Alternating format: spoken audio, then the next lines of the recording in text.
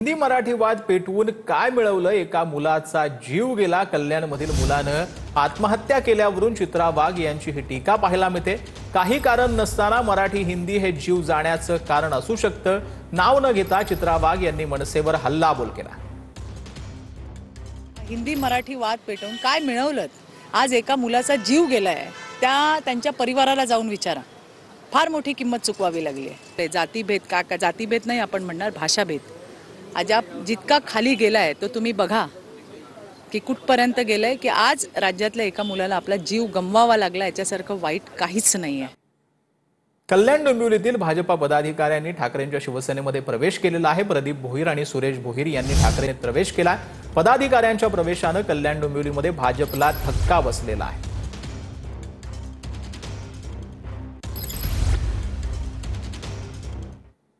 तर प्रफुल्ल पटेलांनी गोंदियाचा विकास केला नाही असं नाना पटोलेंनी म्हटलंय. पटेल भंडारा आणि साकोलीचा विकास काय करणार असं नाना पटोलेंनी म्हटलेलं आहे.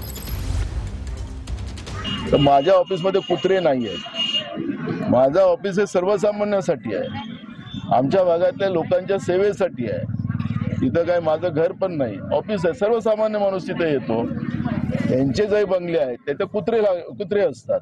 या प्रफुल्ल पटेलनी स्वतःचा गोंदियात चांगला नाही केला तर ते साकोली चांगलं होऊन भंडारा कुठून चांगलं करणार? गोंदिया तर आमच्यापेक्षा घाण आहे. त्यामुळे आपलं धुतली पाहिजे आणि मग दुसऱ्याची धुवायला दिलं पाहिजे, असं जे मन आहे आमच्याकडे. मुंबई महापालिकेनंतर मविया किंचितच दिसेल असं बावनकुळेंनी म्हटलंय. मवियाच्या प्रश्नावरून चंद्रशेखर बावनकुळेंनी ही टीका केली. केवळ खोटारडेपणाकरता महाविकास आघाडी एक येतं, पण या निवडणुकीमध्ये मात्र महाराष्ट्रामध्ये महाविकास आघाडी किंचित झालेली दिसेल आणि महायुती 51% मतं घेऊन 2/3 बहुमत घेऊन महाराष्ट्रामध्ये विजय झालेली दिसेल. आणि म्हणूनच शरद पवार साहेबांनी काँग्रेसची परिस्थिती, ठाकरे बंधूची परिस्थिती पाहून त्यांना कानपिटक्या दिल्या असतील. गावचा विकास फक्त भाजपाच करू शकतं असं जयकुमार गोरेंनी म्हटलंय. भाजपा साम दाम दंड घेऊन कार्यकर्त्यांच्या पाठीशी आहे असं गोरेंनी म्हटलंय. सोलापूरचे पालकमंत्री जयकुमार गोरेंनी कुर्डावाडीतील बैठकीमध्ये हे वक्तव्य केलेलं आहे.